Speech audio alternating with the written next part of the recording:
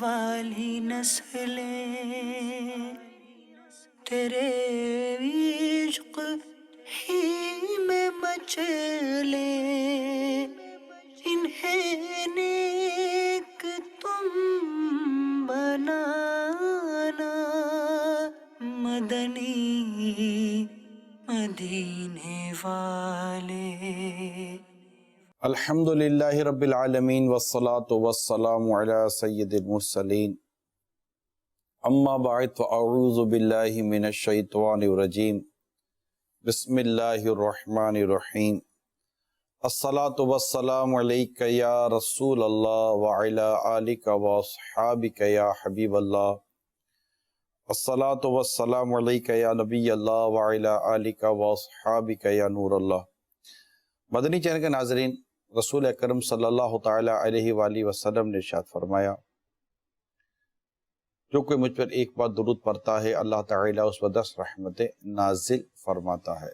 صلو علی الحبیب صلی اللہ تعالیٰ علی محمد۔ آج بڑی عظیم تاریخ ہے، آج مسلمانوں کی عظیم فتح کی یاد ہے، اور وہ فتح غزوہ بدر ہے۔ انشاءاللہ آج کہ میں اس وقت میں آپ کے سامنے غزوہ بدر کے تعلق سے کچھ عرض کرنے کی کوشش کروں گا۔ یہ بیان انشاءاللہ ہمیں ہمارے جذبے کو بڑھانے، ایمان کی تازگی اور ہمارے جوش ایمان کا سبب بھی بن سکتا ہے کہ کس طرح ایک مختصر سا یہ قافلہ جو چند گھوڑے، چند تلواروں کے ساتھ اس نے کفار کے ساتھ جنگ کی اور اللہ تعالیٰ نے ان کی مدد کی اور انہیں فتح عطا فرمائی۔ مدینہ منورہ سے تقریباً 80 میل کے فاصلے پر ایک گاؤں ہے جسے بدر کہتے ہیں۔ اصل میں وہاں ایک کنواں ہے، اور اس کنویں کا جو مالک تھا اس کا نام تھا بدر، جس کی وجہ سے اس جگہ کو بدر کہتے تھے۔ یہ جنگ کیسے ہوئی؟ اس جنگ ایسے ہوئی، یہ غزوہ کہتے ہیں، غزوہ بدر۔ تو یہ اس طرح ہوئی کہ مسلمان مدینہ منورہ سے چلے تھے کفار قریش کے ایک تجارتی قافلے کے تعاقب میں۔ تو وہ تجارتی قافلہ جو تھا وہ تو اس کو اطلاع ملی تو اس نے تو اپنا راستہ بدل لیا، اور یہ اطلاع مکہ مکرمہ پہنچی تو وہاں کفار قریش کو پتہ چلا کہ ہمارے تجارتی قافلے کے تعاقب مسلمان مدینہ پاک سے چلے، اور وہ جو مدینہ پاک سے چلے تھے 12 رمضان، آج 17 رمضان، اس 17 رمضان غزوہ بدر ہوا نا، یہ 12 رمضان کو چلے تھے 2 سنہ ہجری، یعنی ہجرت کے دوسرے سال۔ مدینہ منورہ جب ہجرت ہوئی اس کے دوسرے سال کا یہ واقعہ ہے۔ اور جب نبی پاک صلی اللہ تعالیٰ علیہ وسلم نے انہیں اس تجارتی قافلے کی اطلاع دی تو انصار و مہاجر جس حالت میں بھی تھے بس وہ چل پڑے، کیونکہ جنگ تو تھی نہیں، یہاں تو قافلے کا تعاقب تھا تجارتی مال کے اس کے لیے، تو چل پڑے۔ اور وہاں اس قافلے کو جو لیڈ کر رہے تھے وہ ابو سفیان، جو بعد میں مسلمان ہو گئے تھے، تو وہ راستہ بدل دیا۔ یہ اطلاع پہنچ گئی کفار مکہ کے پاس کہ ہمارا تجارتی مال، تو وہ لڑائی کی تیاری کے ساتھ پوری ساز و سامان کے ساتھ وہ چل پڑے۔ اور نبی پاک صلی اللہ تعالیٰ علیہ وآلہ وسلم نے تو جب یہ اطلاع ملی کہ مکے والے چل پڑے ہیں تو آپ نے اپنے صحابہ کرام کو اس بات کی خبر دی کہ اب معاملہ یوں ہے اور ہماری ان سے لڑائی جنگ ہو سکتی ہے۔ تو وہاں پر انصار و مہاجر جو صحابہ تھے رضی اللہ تعالیٰ عنہم، انہوں نے اپنی جان و مال قربان کرنے کے کا یقین دلایا، اور کافی مطلب وہ ایک ماحول بنا، اور یوں غزوہ بدر، یہ میں نے اس کی ابتدا چند منٹوں میں بیان کرنے کی کوشش کی کہ یوں یہ غزوہ بدر واقع ہوا۔ خیر، جب میرے آقا صلی اللہ تعالیٰ علیہ وسلم مدینہ منورہ سے چلے تھے 12 رمضان المبارک 2 سنہ ہجری، تو اس وقت نمازوں کے لیے حضرت ابن ام مکتوم رضی اللہ تعالیٰ عنہ کو آپ نے مسجد میں، یعنی مسجد نبوی شریف میں ایز اے امام آپ نے ان کو مقرر فرمایا۔ لیکن جب آپ مقام روحا میں پہنچے تو منافقین یہودیوں کی طرف سے کچھ خطرہ محسوس فرمایا، اس لیے آپ نے حضرت ابو لبابہ رضی اللہ تعالیٰ عنہ کو مدینہ منورہ میں بطور حاکم مقرر فرمایا کہ ان کو مدینہ واپسی جانے کا حکم دیا، اور حضرت عاصم بن عدی رضی اللہ تعالیٰ عنہ کو مدینہ کے جو چڑھائی والے گاؤں پر نگرانی رکھنے کا حکم صادر فرمایا۔ یہ ایک حکمت عملی تھی رسول کریم صلی اللہ تعالیٰ علیہ وسلم نے، آپ نے یہ حکمت عملی اختیار فرمائی تاکہ کہیں ایسا نہ ہو کہ پیچھے مدینہ منورہ پر کفار حملہ کر دیں۔ اب کفار قریش جو چلے تھے مکے سے، کیونکہ تجارتی قافلہ تو نکل گیا، اور انہیں جب اطلاع ملی کہ تجارتی قافلہ نکل گیا، مگر وہ ان کے اوپر وہ پچھلے اپنے مقتولین کے انتقام کا ایک جنون سوار تھا، تو وہ اپنی پوری تیاری کے ساتھ چلے۔ وہاں کچھ باتیں بھی ہوئیں کہ اب رہنے دیں، لیکن ان کو بس لڑنے کا جنون تھا، تو وہ وہاں سے چلے مکہ مکرمہ سے، اور مسلمانوں سے پہلے یہ بدر کے مقام پر پہنچ چکے تھے۔ اب چونکہ یہ پہلے ہی بدر کے مقام پر پہنچ چکے تھے، تو انہوں نے مناسب جو ایک بہتر جگہ جس کو کہہ سکتے تھے، اس پر انہوں نے پہلے ہی اپنا سارا پڑاؤ کر لیا، وہیں یہ پہلے آ کر بیٹھ گئے۔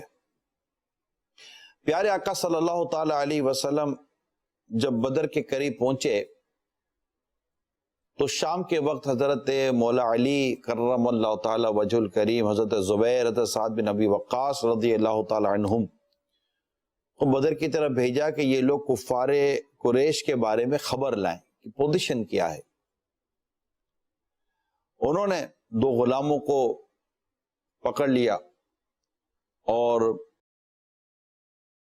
اس سے معلومات لی، نبی پاک کے بعد لیا، وہ آیا تھا وہ کفار کے لشکر کے پانی وانی بھرنے کے لیے، تو انہوں نے اس کو پکڑ لیا اور نبی پاک صلی اللہ تعالی علیہ وسلم کے پاس ان دونوں کو حاضر کر دیا۔ آپ نے فرمایا کہ بتاؤ قریش کی فوج میں کون کون سے سردار آئے ہوئے ہیں؟ تو انہوں نے بتایا کہ عتبہ بن ربی، شیبہ بن ربی، ابو البختری، حکیم بن حزام، اور ابو جہل بن حشام، امیہ بن خلف، سہیل بن عمر، اور بڑے بڑے انہوں نے اس نے نام لیے۔ جب نبی پاک صلی اللہ تعالی علیہ وسلم نے ان ناموں کو سنا تو ارشاد فرمایا کہ مسلمانوں سن لو، مسلمانوں سن لو، مکے نے اپنے جگر کے ٹکڑوں کو تمہاری طرف ڈال دیا ہے۔ اب رسول کریم صلی اللہ تعالی علیہ وآلہ وسلم بدر کی طرف چلے۔ نبی پاک صلی اللہ تعالی علیہ وسلم نے بدر میں ایک مقام پر قیام فرمایا۔ اچھا، وہ مقام ایسا تھا کہ وہاں نہ کوئی پانی کا کنواں تھا نہ کوئی چشمہ، زمین اتنی ریت والی تھی کہ گھوڑوں کے پاؤں بھی زمین میں دھنس رہے تھے، کیونکہ پہلے سے کفار مکہ نے ایک اور جگہ پر پڑاؤ کر لیا تھا، اب یہ یہاں پر قیام ہوا۔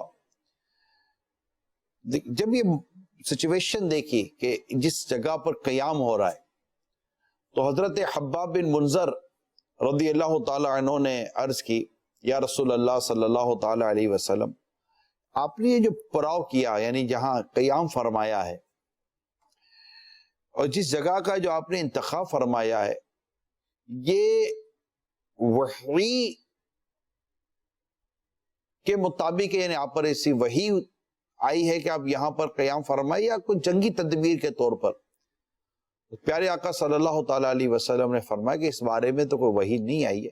جنگ تو حضرت اب دیکھیں کتنی احتیاطی بات تھی نا کہ اگر وحی پر مبنی ہے تو پھر تو ٹھیک ہے، لیکن اگر جنگی احتیاطی طور پر تھا تو اب حضرت حباب رضی اللہ تعالی عنہ نے کہا کہ سرکار صلی اللہ تعالی وسلم کے بارے میں کہ میری رائے یہ ہے کہ آپ کچھ آگے بڑھ کر پانی کے چشموں پر تشریف لے جائیں تاکہ کفار جن کنوؤں پر قابض ہیں وہ بیکار ہو جائیں، کیونکہ انہیں چشموں سے ان کے کنوؤں میں پانی جاتا ہے، تو آپ وہاں آ کر جلوہ فرما ہو جائیں.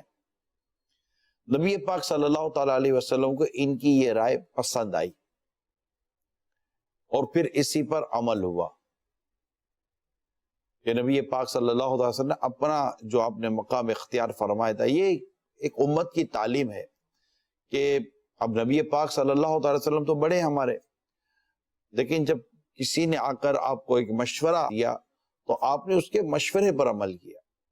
یہاں یہ بھی میں آپ کو بتاتا چلوں پیارے اسلامی بھائیوں کہ آقا دو جہاں صلی اللہ تعالیٰ علیہ وسلم کی جو ذات پاک تھی وہ اتنی خوبصورت اور اس پہ اتنا اسپیس تھا کہ صحابہ کرام علیہم رضوان بات کر لیتے تھے. یہاں تو کوئی بات نہیں کر سکتا نا، کوئی بڑا ایون کہ بیٹا باپ سے بات نہیں کر سکتا روب کے مارے، اور لیڈر کے آگے بات کرنا، قائد کے آگے بات کرنا اور اپنے بڑوں کے آگے بات کرنا تو بڑی دور کی بات ہے کہ وہ ہیبت اور دہشت اور ڈر اور خوف میں بندہ مطلب کہ گر پڑ جاتا ہے. وہ بعض اوقات وہاں سے ڈانٹ سننے، جھاڑ سننے، نہ ماننے کے حوالے سے اتنی مطلب چیزیں سامنے ہوتی ہیں کہ آدمی ہمت ہی نہیں کر پاتا. تو ایک اپنی ایک ذات کا اور ایک منصب کا روب ہونا اپنی جگہ پر ہے، اس کا ایک اپنا کیا کہتے ہیں مقام و مرتبے کا ایک دل و دماغ کے اوپر ایک اثر ہوتا ہے. لیکن شخصیت کے اندر اگر سافٹنیس ہو تو اس سے بات کی جا سکتی ہے. نبی پاک صلی اللہ تعالی علیہ وسلم انتہائی نرم طبیعت کے مالک تھے اور انتہائی شفقت والی آپ کی ذات پاک تھی. آپ کے بارگاہ میں صحابہ کرام بات کر لیتے تھے، اپنا مدعا بیان کر لیتے تھے.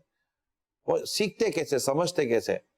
آپ دیکھیے اچھا بات کرنے کا انداز دیکھیے کتنا مؤدب اور ادب والا انداز. آقا اگر یہ وہی پر مبنی ہے تو بات ہی ختم ہو گئی، اور اگر یہ کوئی جنگی تدبیر ہے اور اسپیس ہے بات کرنے کا، صحابہ کرام نے دیکھا ہوا اسپیس ہے، بات کی جا سکتی ہے، گنجائش ہے نبی پاک کی ذات پاک میں، تو انہوں نے بڑھ کر پھر عرض کی آقا اس کی جگہ اس جگہ پر اگر آپ قیام فرما لیں تو وہاں تشمہ ہے، اور یوں مطلب کہ انہوں نے ایک رائے دی. اچھا ہر رائے کے پیچھے دلیل ہے نا، ہر رائے کے پیچھے ایک دلیل ہے. آپ کو مشورہ دیتے ہیں تو مشورے کو بغیر دلیل کے تو مشورہ نہیں دیں گے نا.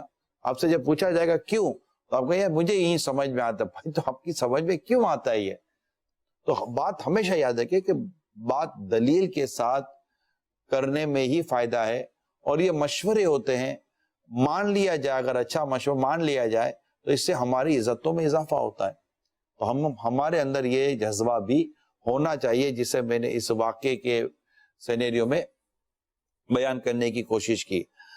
البتہ اللہ تعالیٰ کی رحمت کہ وہاں بارش بھی ہو گئی یہ بدر میں، اور جس سے میدان کی جو گرد تھی، وہ جو ریتیلی زمین تھی جو پاؤں دھس جاتے تھے، وہ ریتیلی زمین پر اب مسلمانوں کے پاؤں جم گئے اور وہ چلنے کی پوزیشن میں وہ بات آ گئی. اور کفار نے جس زمین پر قبضہ کیا ہوا تھا وہ جہاں پہنچے ہوئے تھے وہاں بارش وہاں بھی ہوئی تھی، تو وہ زمین پر پھسلن آ گئی. اب ان کے لیے وہاں کھڑا رہنا، چلنا جو تھا نا وہ دشوار ہو گیا، اور مسلمانوں نے بارش کے پانی کو روک کر اپنے حوض بھی بھر لیے، اور یہ پانی غسل و وضو وغیرہ کے کام آنے کی وہاں پر پوزیشن ہو گئی. اور یہ مطلب سمجھے کہ اللہ تبارک و تعالیٰ کی وجہ کہ ایک مدد تھی جو بارش کی صورت میں عطا کی گئی. میں بدر کے غزوہ بدر کے سمجھے کہ کچھ ہی واقعات آپ کے سامنے بیان کروں گا کیونکہ وقت مختصر ہوتا ہے اور میری یہ نیت تھی واقعات بیان کرنے کی تاکہ ہماری نسلوں کو اس موقع کی مناسبت سے پتہ چلے کہ کیسا عظیم وہ دور تھا اور کیسی عظیم فتح تھی مسلمانوں کی، کہ ایک طرف کم و بیش 313 صحابہ کرام علیہم رضوان، جن کے پاس چند تلواریں، چند گھوڑے تھے، کوئی جنگی سامان، کیونکہ وہ جنگ کے ارادے سے چلے ہی نہ تھے، یہ تو سچویشن چینج ہو گئی، اور وہ آمینہ کے لال محبوب رب ذوالجلال صلی اللہ تعالی علیہ وسلم کے بعد پیچھے پیچھے تھے، جہاں مصطفیٰ کریم وہاں صحابہ کرام علیہم رضوان پیچھے، ان کا تو جان و مال قربان کرنے کا عزم تھا کہ آقا صلی اللہ تعالی وسلم کے نام پر یہ تو بس اپنے آپ کو قربان کرنے کا ذہن رکھتے تھے، تو یہ تو ان کی کیفیت تھی۔ اور وہاں سے کفار 1000 پورا جنگی ساز و سامان، اناج، راشن، یہ وہ جو کچھ تیاریاں ہو سکتی تھی، گویا کہ وہاں ایک طرح سے انہوں نے سوچا تھا کہ ہم کو کامیابی کا جشن منائیں گے، وہ یہ سوچ کر آئے تھے کفار مکہ۔ البتہ تو اس لیے میں آپ کو چند ایک واقعات بیان کروں گا کہ 2 سین ہجری کا، یہ آج 1441 1441 سین ہجری ہے، یہ دوسری سن ہجری کی بات ہو رہی ہے، کتنے سال پرانی یہ بات ہے۔ خیر 17 رمضان 2 سین ہجری جمعہ کی رات تھی، جیسے آج 17 رمضان کی رات ہے، وہ جمعہ کی رات تھی۔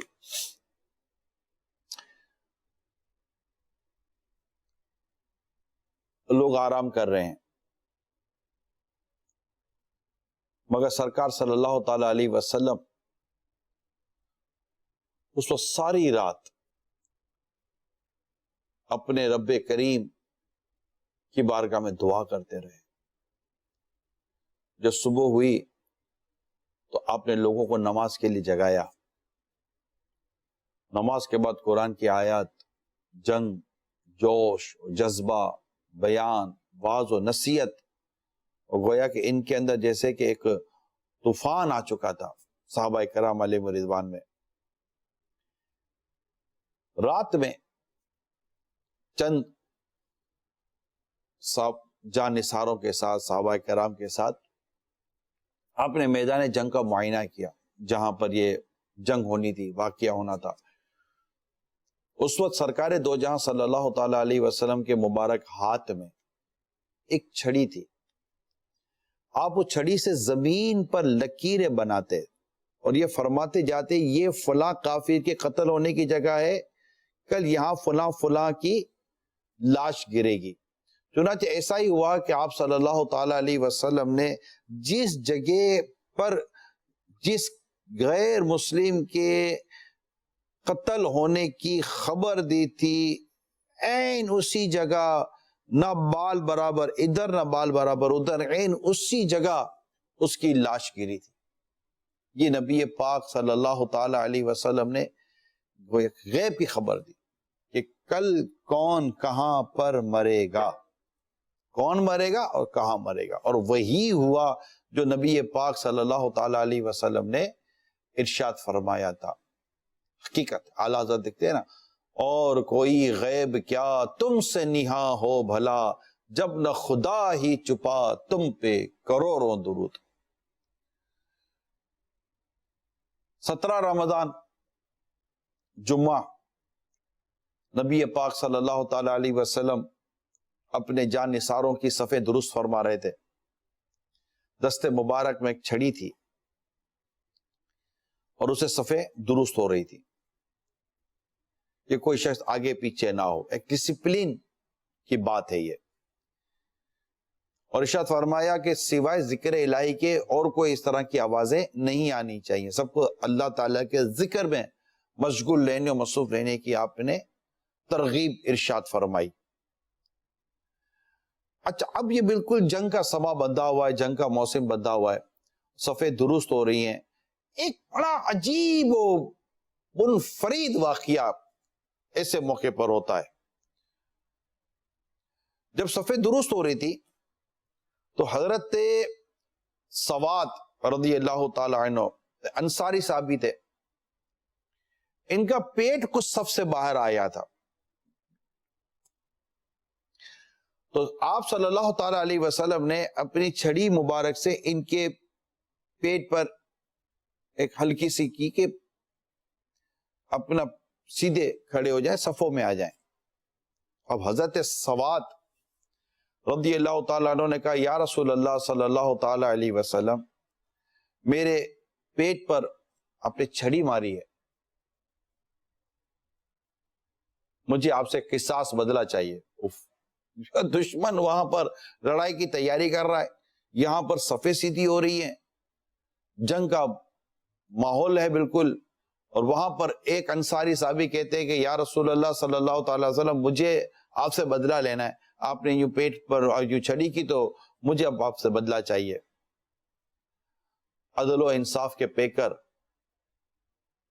رسول پاک صلی اللہ تعالی علیہ وآلہ وسلم نے جب یہ سنا، جو بھی ماحول ہے، تو اپنے شکم مبارک، اپنے پیٹ مبارک کو ان کے سامنے کر دیا اور فرمایا لو سواد، میرا شکم حاضر ہے، چھڑی مار کر مجھ سے اپنا بدلہ لے لو۔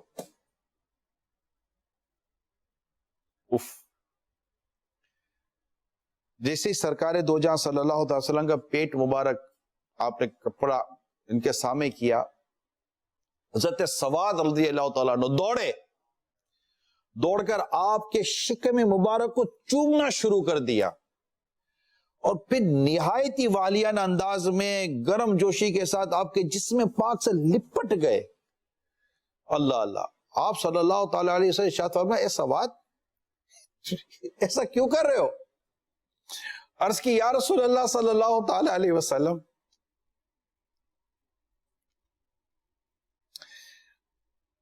میں اس وقت جنگ کی صف پہ کھڑا ہوں، شاید یہ میرا آخری وقت ہو۔ اس وقت میرے دل میں ایک تمنا نے جوش مارا کہ دنیا سے جانے سے پہلا میرا بدن میرے مصطفیٰ کریم کے بدن پاک سے چھو جائے۔ ہے یہ سن کر رسول پاک صلی اللہ تعالی علیہ وسلم نے حضرت سواد رضی اللہ تعالی عنہ کہ جذبہ محبت اور عشق رسول پر ان کو دعاؤں سے نوازا، اور صحابہ کرام علیہم رضوان بھی بس پہلے تو بڑا عجیب و غریب ماحول تھا کہ یہ سواد کیا کر رہے ہیں، یہ موقع بدلہ لینے کا، یہ اس طرح کی بات کرنے کا، اور دوسری طرف جب ان کا عشق رسول دیکھا، ان کا محبت رسول کا انداز دیکھا، یعنی سوچئے کہ مطلب اس موقع پر انہیں یاد بھی آیا تو کیا یاد آیا؟ آقا سے لپٹنا، آقا کو چھونا، آقا کو چومنا۔ بندے کو ایسے موقع پر گھر یاد آتا ہے، بیوی بچے یاد آتے ہیں، جان جا رہی ہے، کوئی ڈر خوف نہیں۔ اچھا میں آپ کو بتاؤں، بدر کے موقع پر ایک بڑا پیارا واقعہ یہ بھی ہوا کہ اللہ کریم نے اپنی رحمت سے، اپنے کرم سے ان تمام تر صحابہ کرام پر ایک نیند سی طاری فرما دی۔ جی ہاں، ایک ہی وقت میں سب کو ایک نیند سی آ گئی کچھ دیر کی، اور وہ نیند اتنی عظیم اور زبردست تھی کہ تھوڑی دیر کی نیند تھی لیکن سارے فریش ہو گئے۔ حالانکہ اب سوچئے کہ ایسے موقع پر نیند نہیں آتی، مگر یہ اللہ کی طرف سے تھی اور اللہ کی مدد تھی۔ یہ جو اللہ کی بدر کے موقع پر جو مدد آئی نا، ان میں یہ مدد بھی آئی تھی۔ تو یہ اللہ کی مدد، جان نثاری اور عشق و محبت اور جوش ایمانی اور جذبے کا ایک واقعہ ہے۔ خیر حضرت سواد رضی اللہ تعالیٰ عنہ کے انداز پر تو کیا کہا جائے۔ خیر جنگ کا آغاز بھی ہو چکا، میں نے کہا چند واقعات بیان کروں گا۔ کفار کا جو سپہ سالار تھا اس کا نام تھا عتبہ بن ربیع۔ اپنے سینے پر شتر مرغ کا پر لگائے ہوئے اپنے بھائی شیبہ بن ربیع اور اپنے بیٹے ولید بن ربیع کو ساتھ لے کر غصے میں بھرا ہوا اپنی صف سے نکل کر مقابلے کی دعوت دینے لگا۔ اسلامی جو صحابہ کرام تھے جہاں پر، وہاں سے حضرت عوف، حضرت معاذ، حضرت عبداللہ بن رواحہ رضی اللہ تعالی عنہم مقابلے کے لیے آئے۔ انہوں نے پوچھا کہ کون ہے، تو ان کا تعارف ہوا تھا، انہوں نے کہا کہ بھائی کسی اور کو بھیجو۔ یہ ان کا غرور و تکبر کا ہوتا تھا، ہم لوگ یوں خاندان کے نہیں، یوں خاندان کسی اور کو بھیجو۔ رسول پاک صلی اللہ تعالی علیہ وسلم نے حضرت حمزہ، حضرت مولا علی اور حضرت عبیدہ رضی اللہ تعالی عنہما ان سے فرمایا کہ یہ جائیں. آپس میں بات چیت ہوئی، کیونکہ وہ سر پر خود وغیرہ انہوں نے پہنا تو ہر چیز واضح نہیں ہوتی تھی. انہوں نے اپنا تعارف پیش کیا، اور تعارف کے بعد جب جنگ شروع ہوئی تو حضرت حمزہ رضی اللہ تعالیٰ عنہ نے عتبہ کا مقابلہ کیا، اور کچھ ہی دیر کے بعد آپ کی تلوار سے عتبہ تو گیا. مولا علی شیر خدا کرم اللہ تعالیٰ وجہ الکریم کا مقابلہ ولید سے ہوا. مقابلہ ہوا، پھر حیدر کرار کی تلوار ذوالفقار کی کون تاب لا سکتا ہے، اس کے آگے کون ٹک سکتا ہے. وہ بھی مقابلے کے بعد ڈھیر ہو گیا، وہ بھی مارا گیا. عتبہ کا بھائی شیبہ نے حضرت عبیدہ رضی اللہ تعالیٰ عنہ کو کافی زخمی کیا، اور وہ گھوڑے سے نیچے تشریف لیا ہے. اس پہ مولا علی رضی اللہ تعالیٰ وہاں پہنچے اور اس کا کام پورا کیا، اور انہیں کندھے پر اٹھا کر بارگاہ رسالت میں حضرت عبیدہ کو رضی اللہ تعالیٰ عنہ کو وہاں لے آئے، اور ان کی پنڈلی ٹوٹ کر چور چور ہو گئی تھی. اس حالت میں عرض کی یا رسول اللہ کیا میں شہادت سے محروم رہا؟ ارشاد فرمایا نہیں، ہرگز نہیں، بلکہ تم شہادت سے سرفراز ہو گئے. ان کے جذبے میں پڑتا رہا، ان کی کیفیتیں کیسی تھی. وہ اقبال کا شعر ہے نا، شہادت مطلوب و مقصود مومن، نہ مال غنیمت نہ کشور کشائی. اس طرح یہ مقابلہ چلتا رہا. اللہ تبارک و تعالی نے غزوہ بدر میں فرشتوں کی مدد عطا فرمائی. پہلے 1000 فرشتے، پھر 3000 فرشتے، اس کے بعد 5000 ہو گئے. اور ان فرشتوں کا انداز، جب یہ جنگ جاری تھی، لڑائی ہو رہی تھی، تو یہ فرشتے کسی کو نظر نہیں آ رہے تھے، مگر ان کے حملے کے اثرات نظر آ رہے تھے. بعض کافروں کی ناک اور منہ پر کوڑوں کی مار کے نشان نظر آ رہے تھے. بغیر تلوار مارے سر کٹ کے گر جاتے تھے. تو یہ آسمان سے آنے والے فرشتوں کی فوج کا انداز تھا کہ جو اس طرح مقابلے ہوتے تھے اور یہ کٹ کٹ کر گر جایا کرتے تھے. تو یہ اللہ تبارک و تعالیٰ کی مدد تھی. بارش مسلمانوں کا نیند اور بارش کی وجہ سے پانی جو ملا اور پانی کا جمع ہو جانا، اور ایک فریش ہو جاتا ہے نا آدمی، اور غسل و وضو کا پانی مل جانا، ریتیلی زمین کا مضبوط ہو جانا، پاؤں جمنا، وہاں کفار کی زمین کا پھسلن ہو جانا، یہ ساری چیزیں، یہ سب اللہ تبارک و تعالیٰ کی مدد تھی. پھر 2 ننھے صحابہ کرام معاذ و معوذ رضی اللہ تعالی عنہما، ان کے ذریعے ابو جہل جیسے بدبخت کافر کا قتل ہو جانا. یعنی یوں سمجھے کہ یہ ایسے واقعات ہیں. ابو البختری یہ قتل ہو گیا. یعنی بڑے بڑے کفار جن کے نام جو کتابوں میں ان کے پتہ چلے، یعنی ان کے ناموں کو دیکھیں تو یہ بڑے بڑے کفار تھے جو ایک قتل ہوتے چلے گئے. اور اس نے کفار جو آئے تھے اتنی تیاری کی، ان کو اکھاڑ دیا، ان کے حوصلے ٹوٹ گئے اور یہ بھاگنے لگے. جی ہاں، یہ بھاگ گئے. یہ اتنی جو غرور و تکبر میں آئے تھے نا، یہ بھاگ گئے. 313 کا قلیل لشکر، کم لوگ تھے، نہ جنگی سامان نہ کوئی ہتھیار، مگر کیفیت یہ تھی کہ یہ جو پوری تیاری کے ساتھ آئے تھے یہ بھاگ گئے. جذبہ، جوش، ولولہ، کیفیت، عشق رسول، خوف خدا، محبت الہی، نبی پاک صلی اللہ تعالی علیہ وآلہ وسلم کی پیاری اور مقبول دعائیں.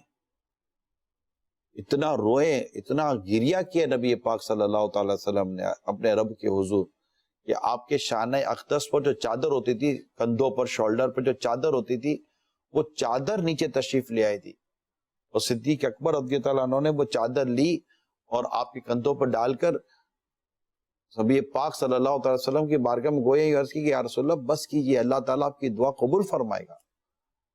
میرے آقا بہت روئے، نبی پاک صلی اللہ علیہ وسلم نے اپنے رب کے حضور بہت دعائیں کی۔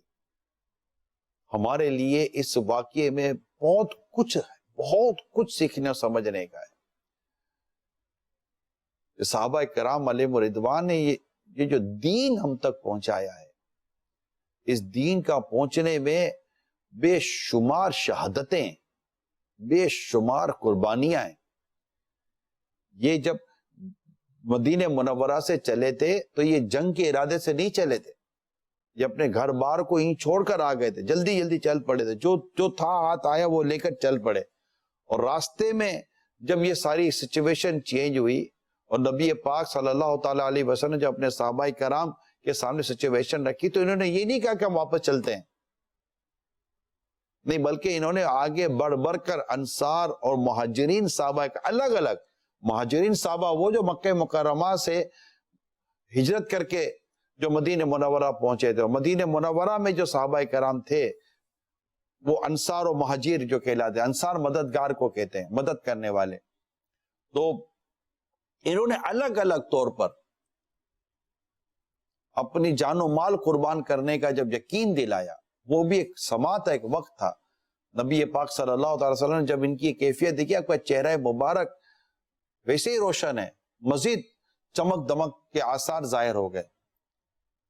یہ جوش ایمانی تھا، یہ دین اسلام کی خدمت تھی۔ یہ بی بی آمنہ کے لال محبوب رب ذوالجلال صلی اللہ تعالی علیہ وسلم کے نام پر اپنی جان مال قربان کرنے کا جو جذبہ ہے، یہ صحابہ کرام علیہ رضوان نے ہم کو سکھایا ہے۔ یہ واپس جانے کی باتیں نہیں کرتے تھے۔ تو ہم تک جو دین پہنچا ہے، یہ بڑی قربانیوں کے بعد پہنچا ہے، بڑی آزمائشوں کے بعد پہنچا ہے، بھوک پیاس کی تکلیفیں برداشت کی ہیں، آزمائشیں تھی، لیکن بس ایمان کامل، جوش ایمانی، اللہ کی مدد، فرشتوں کی مدد، نیند کا اثر آ جانا، وہ نیند کے بعد فریش ہو جانا، یہ بہت ساری چیزیں یہاں پر بیان کی جاتی ہیں۔ اللہ تعالیٰ نے قرآن کریم میں چند مقامات پر ہے، کہیں تفصیل ہیں، کہیں کچھ اشارتاً ہے، بدر کے تعلق سے، غزوہ بدر کے تعلق سے اللہ تعالیٰ نے قرآن کریم میں ارشادات عطا فرمائے ہیں، جسے وہاں وہ تلاوت کرتے ہیں، ترجمہ و تفسیر پڑھتے ہیں، تو وہاں پر ہمارے لیے بڑی اس میں اب صراط الجنان میں مشورہ دوں گا، تفسیر صراط الجنان دیکھیں انشاءاللہ تعالی، وہاں آپ کو غزوہ بدر کے تعلق سے چند جگہوں پر آپ کو آیات اور ترجمہ و تفسیر نظر آئے گی، اس کا ضرور ہمیں مطالعہ کرنا چاہیے۔ اسی طرح علامہ عبد المصطفیٰ اعظمی صاحب رحمۃ اللہ تعالی علیہ کی کتاب سیرت مصطفیٰ، اس میں بھی غزوہ بدر کا کچھ تفصیلی بیان موجود ہے۔ اب چونکہ میں نے اتنی تفصیل آپ کو بیان نہیں کرنی تھی، چند چیزیں بیان کری تاکہ ہمیں پتہ چل جائے، ہمارے بچوں کو، ہمارے نوجوانوں کو پتہ چلے کہ غزوہ بدر کیا تھا اور اس میں کس طرح مسلمانوں کو فتح اللہ تبارک و تعالیٰ نے عطا فرمائی، ان کے جوش و جذبے کیسے تھے۔ اللہ آپ کو اور مجھے بھی ان جوش و جذبوں کا صدقہ اور فیضان عطا فرمائے۔ آئیے کچھ قرآن کریم کی آیات مبارکہ بھی آپ کو ہم سنتے ہیں اور اس کا ترجمہ بھی سنتے ہیں جو بدر کے تعلق سے ہے۔ إذ تستغيثون ربكم فاستجاب لكم أني ممدكم بألف من الملائكة مردفين۔ جب تم اپنے رب سے فریاد کرتے تھے تو اس نے تمہاری سن لی کہ میں تمہیں مدد دینے والا ہوں 1000 فرشتوں کی قطار سے۔ وما جعله الله إلا بشرى ولتطمئن به قلوبكم وما النصر إلا من عند الله عزيز حكيم. اور یہ تو اللہ نے کیا مگر تمہاری خوشی کو، اور اس لیے کہ تمہارے دل چین پائیں، اور مدد نہیں مگر اللہ کی طرف سے، بے شک اللہ غالب حکمت والا ہے۔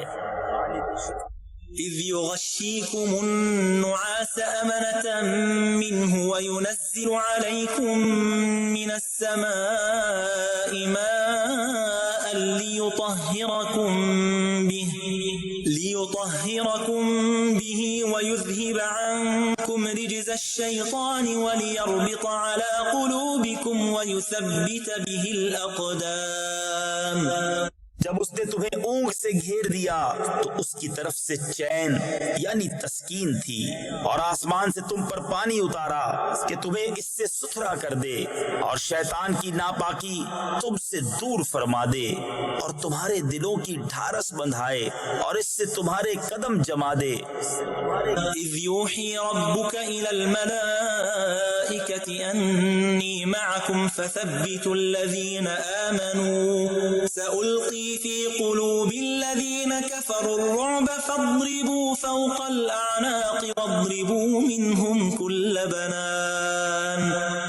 جب اے محبوب تمہارا رب فرشتوں کو وحی بھیجتا تھا کہ میں تمہارے ساتھ ہوں، تم مسلمانوں کو ثابت رکھو، ان قریب میں کافروں کے دلوں میں ہیبت ڈالوں گا، تو کافروں کی گردنوں سے اوپر مارو، اور ان کی ایک ایک پور یعنی جوڑ پر ضرب لگاؤ۔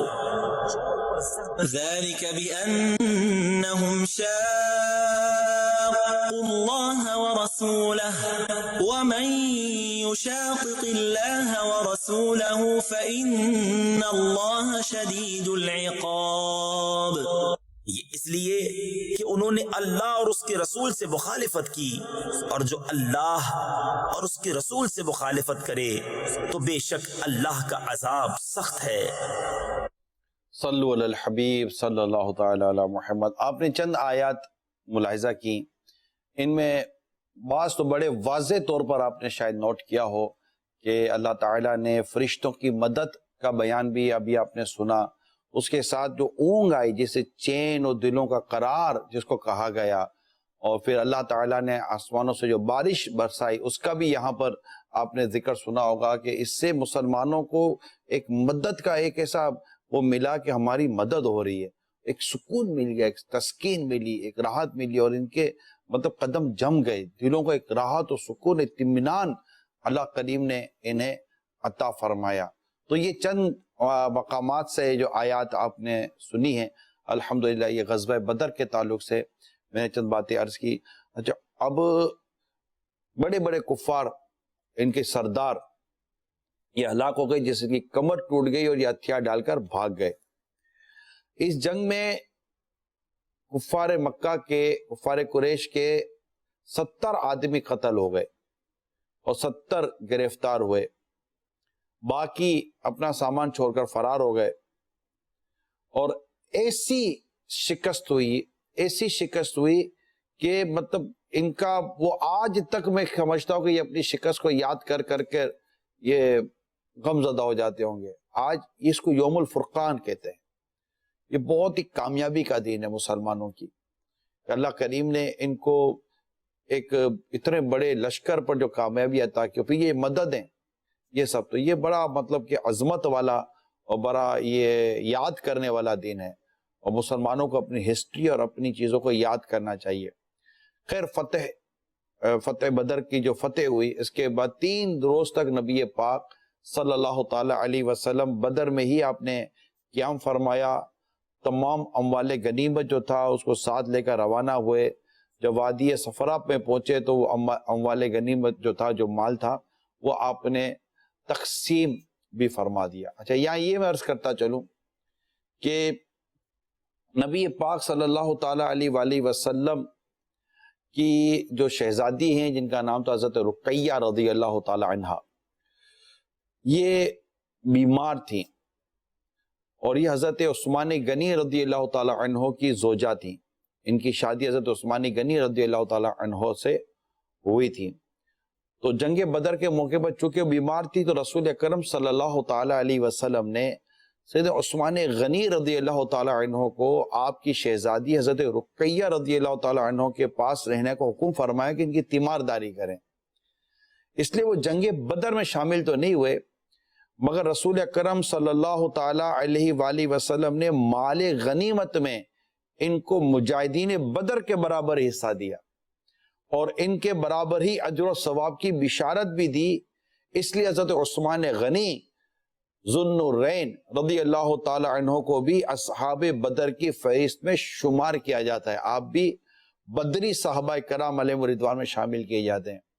تو یہ صحابہ کرام میں بھی ماشاءاللہ ایک سے ایک یہ بیان ملتا ہے کہ جیسے خلفائے راشدین، عشرہ مبشرہ، بدری صحابہ جو بدر میں تھے، اس کے علاوہ جو بیت رضوان میں تھے، یہ مختلف مواقع پر مختلف صحابہ کرام کی شمولیت میں بھی ان کی مختلف فضائل بیان کیے جاتے ہیں. تو اگرچہ حضرت عثمان غنی رضی اللہ تعالیٰ عنہ یہ خلفائے راشدین میں بھی ہیں، یہ عشرہ مبشرہ میں بھی ہیں، اور یہ اصحاب بدر میں بھی ہیں، تو ان کا مقام و مرتبہ بہت ہی عرفہ اعلیٰ ہے. اور نبی پاک صلی اللہ تعالی وسلم کی دو پیاری بیٹیاں شہزادیاں یہ آپ کے نکاح میں بھی آئی ہیں. تو ذو النورین، دو نور والے، یہ آپ کا لقب ہے. سرکار دو جہاں صلی اللہ تعالی علیہ وسلم نے فتح کے بعد حضرت زید بن حارثہ رضی اللہ تعالی عنہ کو اس فتح کی کامیابی کی خوشخبری سنانے کے لیے پہلے ہی مدینہ منورہ آپ نے روانہ فرما دیا تھا. چنانچہ حضرت زید بن حارثہ رضی اللہ تعالی عنہ یہ خوشخبری لے کر جب مدینہ منورہ پہنچے تو تمام مدینہ پاک کے اندر جوش و مسرت و خوشیوں کا ایک ماحول بنا ہوا تھا. حضور صلی اللہ تعالی علیہ وسلم کی آمد کا انتظار ہو رہا تھا. بے قرار تھے کہ نبی پاک صلی اللہ تعالی علیہ وسلم یہ اتنی بڑی عظیم فتح کے بعد جب مدینہ منورہ تشریف لائیں تو ہم ان کا استقبال کریں گے. اور جب خبر پہنچی کہ آپ مقام روحہ پر پہنچے تو مدینہ منورہ سے یہ مقام روحہ تک جو باہر نکل کر آئے اور نبی پاک صلی اللہ تعالی علیہ وسلم کا استقبال کیا، جو ایک عظیم فتح تھی.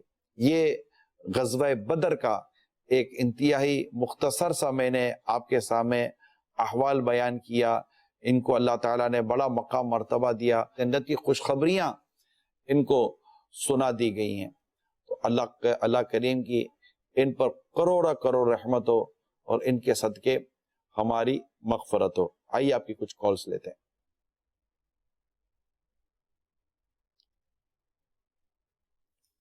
اکبر علی عطاری عرض کر رہا ہوں. نگران شورا کی بارگاہ میں عرض ہے کہ آپ جیسا کہ صحابہ اکرام کا ذکر فرما رہے ہیں، غزوہ بدر کا واقعہ آپ نے بیان کیا ہے، تو یہ صحابہ اکرام کیسے لوگ تھے کہ نبی پاک صلی اللہ علیہ وسلم کے ایک اشارے پر اپنا جان مال سب کچھ لٹانے کے لیے تیار ہو جاتے تھے. اور آج کا مسلمان جان مال لٹانا تو دور کی بات، نبی پاک صلی اللہ علیہ وآلہ وسلم کی سنتوں کی پیروی کرنے میں بھی ناکام ہے. داڑھی منڈوا رہے ہیں، گھروں میں فلمیں ڈرامے گانے بازوں کا ماحول ہے، نافرمانیوں کا دور دورہ ہے، والدین کی بے ادبیاں ہو رہی ہیں، دیکھا جائے تو وہ بے پردگی کے معاملات واضح نظر آ رہے ہیں.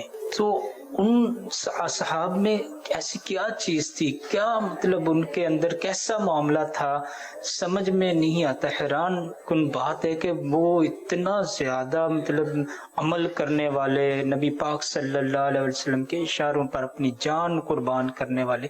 تو یہ ساری چیزیں سن کر جو نا ایک دفعہ عقل حیران ہو جاتی ہے. تو ہمارے اندر اس طرح کا جذبہ کیوں نظر نہیں آتا؟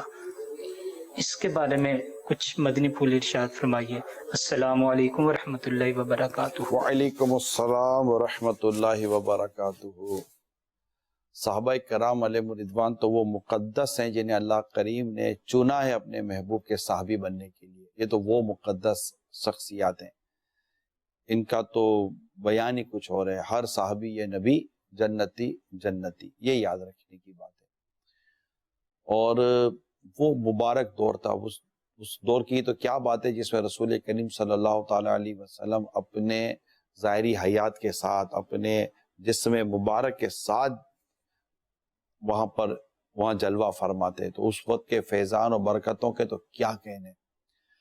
مزید یہ کہ تربیت، آقا دو جہاں صلی اللہ تعالیٰ علیہ وسلم نے اپنے صحابہ کرام علیہ رضوان کی تربیت فرمائی، خاص کر اس وقت کے دور میں جب یہ ہجرت ہو رہی تھی، تکالیف آ رہی تھی اور غزوات کا ایک ٹائم تھا۔ اس وقت کی خاص حدیثیں بیان ہوئی ہیں، محدثین نے بیان کی ہیں کہ جس میں انتہائی جیسے دنیا سے بے رغبتی، درگزر، دور رہنا اور بہت تکالیف وغیرہ کے تعلق سے ایسی کئی روایتیں نبی پاک صلی اللہ تعالی وسلم کی ملتی ہیں جو خاص اس وقت بھی بیان ہوئی، اور اس میں صحابہ کرام علیہ رضوان کی تربیت تھی، موٹیویشن تھی، اور دنیا سے بے رغبتی کا تھا، اور آخرت کی معاملے میں جو ایک رجحان دیا جاتا تھا، تو وہ ایک جوش و جذبہ اور ولولہ تھا۔ پھر نبی پاک صلی اللہ تعالیٰ علیہ وسلم کی زبان پاک سے جنت کی بشارتیں، اللہ کی رضا، اور پھر دین اسلام کی خدمت اور دین اسلام کی اہمیت، اور اس طرح کی پھر یہ کتنی اہمیت ہے اور اس کا کتنا مطلب کہ فوائد ہیں، وہ باتیں جو نبی پاک صلی اللہ تعالیٰ علیہ وسلم اپنی زبان مبارک سے، سرکار دو جہاں صلی اللہ تعالیٰ وسلم کے زبان پاک سے جو بات نکلے، اور وہ زبان پاک سرکار کی صلی اللہ تعالیٰ وسلم اور قلب صحابہ کرام کے، آپ سوچئے کہ کیسا زبان پاک سے کلام نکلنا، کلام پاک کا نکلنا، صحابہ کرام کے دلوں میں اس کلام کے اثر کا آ جانا، بندہ اس کا تصور کرے۔ اور پھر اللہ کریم نے جو ان کو ایک توفیق الہی تو بالکل شامل حال رہنا ہی ہوتا ہے، تو یہ چیزیں اس طرح اور بہت ساری چیزیں ہیں جن کو مطلب ایک تفصیل اس کی یقیناً بیان کی ملتی ہے۔ تو اللہ تعالی ہمیں ان صحابہ کرام علیہ رضوان کی برکتوں سے، بالخصوص اصحاب بدر کی برکتوں سے، اللہ تعالی ہم سب کو مالا مال فرمائے۔ صلو علی الحبیب صلی اللہ تعالی علیہ محمد۔ یہ اصحاب بدر کے تعلق سے، غزوہ بدر کے تعلق سے سورہ آل عمران کی بھی کچھ آیے قرآن کریم میں کیا ارشاد ہوتا ہے وہ بھی سنتے ہیں۔ وَلَقَدْ نَصَرَكُمُ اللَّهُ بِبَدْرٍ وَأَنْتُمْ أَذِلَّةٌ فَاتَّقُوا اللَّهَ لَعَلَّكُمْ تَشْكُرُونَ۔ اور بے شک اللہ نے بدر میں تمہاری مدد کی جب تم بالکل بے سر و سامان تھے، تو اللہ سے ڈرو کہ کہیں تم شکر گزار ہو۔ اذ تقول للمؤمنین ألن يكفيكم أن يمدكم ربكم بثلاثة آلاف من الملائكة منزلين۔ جب اے محبوب تم مسلمانوں سے فرماتے تھے کیا تمہیں یہ کافی نہیں کہ تمہارا رب تمہاری مدد کرے 3000 فرشتے اتار کر؟ بَلَا إِن تَصْبِرُوا وَتَتَّقُوا وَيَأْتُوكُم مِّن فَوْرِهِمْ هَٰذَا يُمْدِدْكُمْ رَبُّكُم بِخَمْسَةِ آلَافٍ مِّنَ الْمَلَائِكَةِ مُسَوِّمِينَ۔ ہاں کیوں نہیں، اگر تم صبر و تقوی کرو اور کافر اسی دم تم پر آ پڑے تو تمہارا رب تمہاری مدد کو 5000 فرشتے نشان والے بھیجے گا۔ وَمَا جَعَلَهُ اللَّهُ إِلَّا بُشْرَىٰ لَكُمْ وَلِتَطْمَئِنَّ قُلُوبُكُم بِهِ وَمَا النَّصْرُ إِلَّا مِنْ عِندِ اللَّهِ الْعَزِيزِ الْحَكِيمِ۔ اور یہ فتح اللہ نے نہ کی مگر تمہاری خوشی کے لیے، اور اسی لیے کہ اس سے تمہارے دلوں کو چین ملے، اور مدد نہیں مگر اللہ غالب حکمت والے کے پاس سے۔ لِيَقْطَعَ طَرَفًا مِّنَ الَّذِينَ كَفَرُوا أَوْ يَكْبِتَهُمْ فَيَنقَلِبُوا خَائِبِينَ۔ اس لیے کہ کافروں کا ایک حصہ کاٹ دے یا انہیں ذلیل کرے کہ نامراد پھر یعنی لوٹ جائیں۔ ماشاءاللہ سورہ آل عمران کی بھی ان آیات کریمہ میں ماشاءاللہ بدر کا بیان، اور 5000 فرشتوں، 3000 کا بھی ذکر ہوا، 5000 کا بھی ذکر ہوا، تو اللہ تبارک و تعالیٰ کی مدد شامل حال رہی، اور ایک عظیم فتح اللہ کریم نے مسلمانوں کو عطا فرمائی۔ ان کی حوصلوں کی ہمتیں کس قدر بڑھ چکی تھی اس کا اندازہ بھی کیا جا سکتا تھا۔ اللہ ہمیں بھی جوش و جذبہ عطا فرمائے، ہمیں بھی عبادت ریاضت کی توفیق عطا کرے، ہمیں قدر عطا کرے اللہ کریم ان صحابہ کرام علیہ رضوان کی قربانیوں کی کوششوں کی۔ اللہ ہمیں قدر عطا، غزوہ احد کو یاد کرے، اس کے علاوہ دیگر غزوات کو یاد کریں، حتیٰ کہ آگے بڑھتے رہیں تو اس واقعے کو یاد کریں جب میدان کربلا میں امام حسین رضی اللہ تعالی عنہ نے اپنی جان دی، آپ کے شہزادوں نے اپنی جان دی۔ یہ دین اسلام کے لیے تو سب کچھ ہو رہا تھا، اور آج تک صحابہ کرام علیہ رضوان کا وہ فیضان ایسا جاری ہے کہ ان کے غلام، ان سے عشق و محبت کرنے والے آج تک قربانیاں دیتے چلے گئے اور دیتے چلے آ رہے اور دیتے چلے جائیں گے۔ ہمیں بھی اپنے اندر قربانی کا ذہن رکھنا چاہیے، وقت کی قربانی، مال کی قربانی، اگر وقت پڑے گا اللہ توفیق دے تو جان کی قربانی۔ ہم سے تو وقت ہی نہیں دیا جا رہا، کمال تو یہ زندگیاں دے دیتے تھے اللہ کی راہ میں، قربانیاں اپنی جانوں کی قربانیاں دے دی انہوں نے اللہ کی راہ میں، اور ہم سے وقت کی قربانی نہیں دی جاتی، ہم سے نمازیں نہیں پڑھی۔ انہوں نے غزوہ بدر میں نماز ادا کی، بدر کے میدان میں نبی پاک صلی اللہ تعالی علیہ وسلم نے جب صبح سب کو اٹھایا نماز ادا کی، اور جنگ کے میدان میں بھی نماز ادا کی جاتی تھی، اس نماز کا ایک اپنا انداز اور اس کے اپنے احکام بیان کیے گئے۔ ہم سے اس آرام دہ زندگی میں نماز نہیں پڑھی جاتی،